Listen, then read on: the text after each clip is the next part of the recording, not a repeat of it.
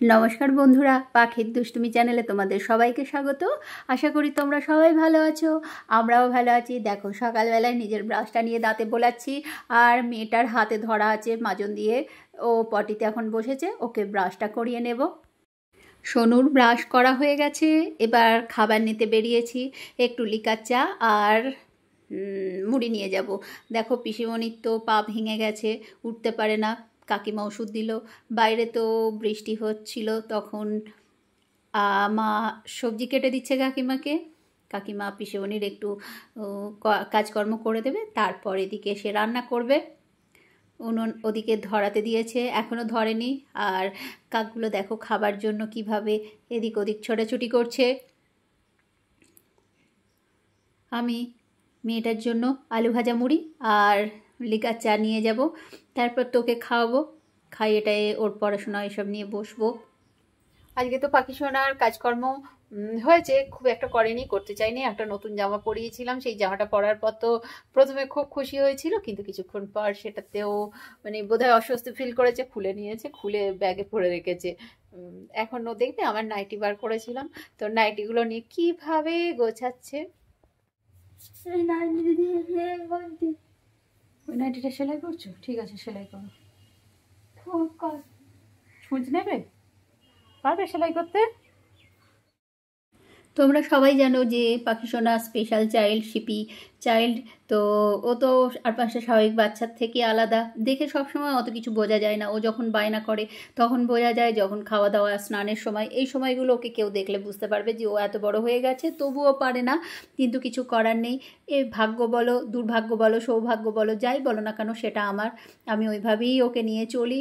আর মাঝে মাঝে ওর বায়না হয় এটা ওটা সেটা, তার মধ্যে তো একটা হচ্ছে জামা কাপড় নিয়ে খেলা করা, বাসন টাসন বইপত্র, এগুলো তো কীভাবে ব্যবহার করতে হয় সেটাও বোঝে না, আর যত্নও করতে জানে না। ওর মনে হয় তোকে সব দিয়ে দিতে হয়। তো আজকে ওর জামা কাপড় নিয়ে একটু খেলতে ইচ্ছা করেছিল, বার করেছিলাম, তো সেগুলো এখন গুছিয়ে রাখছি। সকালের পরানোও হয়ে গেছে, জামা কাপড় বার করেছিল, এটা ওটা সেটা জিনিস সব গুছানোও হয়ে গেছে। ওকে আবার স্নান টান করিয়ে খাইয়ে আমি একবার ছাদে এসেছি। দেখো, ছাদটা মেঘে ভরা। আমি ঘরে বা বাড়ির বাইরে যেখানেই যাই না কেন, মেয়ে যদি সঙ্গে না থাকে, সবসময় মনটা ওর কাছে পড়ে থাকে যে ও কী করছে কী করছে।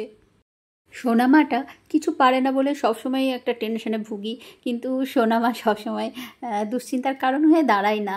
তো ঘরে এসে দেখি আমার সোনামানিকটা এইখানে কি করছে দেখো, বই পেড়ে বইয়ের ওপরই বসে, বই ডান দিকে বই, বাঁ দিকে বই, সামনে বই, হাতে বই, এত বই বই নিয়ে করে চড়াচড়ি করে পড়াশোনা করছে।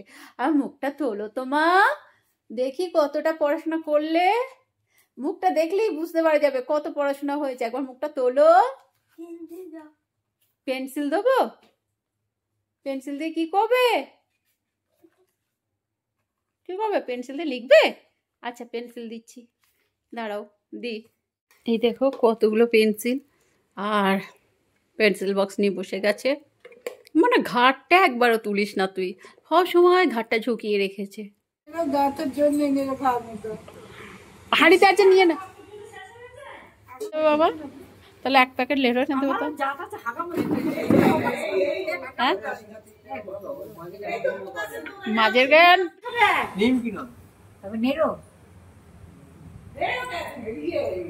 কটকটি কটকটি দাওনি, দেয়নি, সেই জন্য বলতে তোমায় টাকা দিচ্ছে, তুমি কিনে নে খাবে। পিসিমণি তোমার এই কটকটির জন্য পয়সা।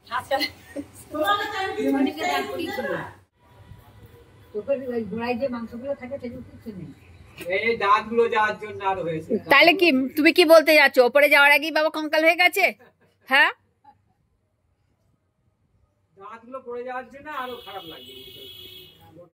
প্রত্যেক দিন বিকালবেলা হলে আমরা এখানটা একটু বসি। সকালের দিকে তো বৃষ্টি ছিল, বিকাল থেকে বৃষ্টিটা নেই, তো সবাই বসে এইরকম টুকটাক কথাবার্তা চলতেই থাকে। এটা হচ্ছে একটা কুমড়ো। বিকালের সবজি মোটামুটি কাকিমাই কেটে নেয়, তো এখনও কাকিমাই কাটছে, আলুগুলো কাটছে, গল্প করছে, আর এদিকে হাত চলেই যাচ্ছে।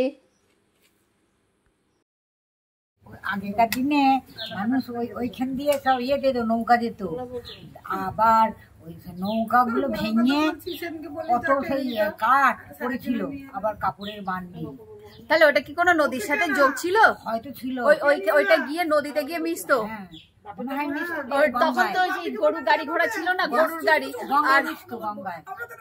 আচ্ছা, তাহলে আমাদের গ্রামেও এরকম ছিল। হ্যাঁ, সব জায়গাতেই থাকে। তখন তো বেশিরভাগ যোগাযোগের মাধ্যমটা জলপথ ছিল, তার মানে ওটা যোগাযোগের মাধ্যম ছিল। তো পাকা রাস্তা ছিল না, পাকা রাস্তা তো ছিলই না। না, তোমার তাতেই- তোমার তো সেই গ্রামের সেই আলপথ, আর তাতে তো তোমার সেই গরুর গাড়ি যেত। বলছি যে নৌকা আমি ভাবিনি আমাদের গ্রামেও সেই একই জিনিস ছিল। কাঠ কাঠ, তারপরে সেই কত ইয়ে ছিল ওতে। নৌকার যেসব জিনিস ওই সাঁতরার ওইখানটা পড়েছিল। কাঠ, ভালো ভালো কাঠ। হ্যাঁ, ভালো ভালো কাঠ আর কাপড়ের বান্ডিল। কাপড়গুলো ভালো ছিল, ওগুলো থাকেনি মানে ভালো। বান্ডেল সমেত ছিল। মানে ওইগুলো সব হয়তো নৌকা করেই যাচ্ছিল, নৌকা হয়তো উল্টে গেছে। মা বাবা এখন অনেক অতীতের গল্প টুকটাক করে করে।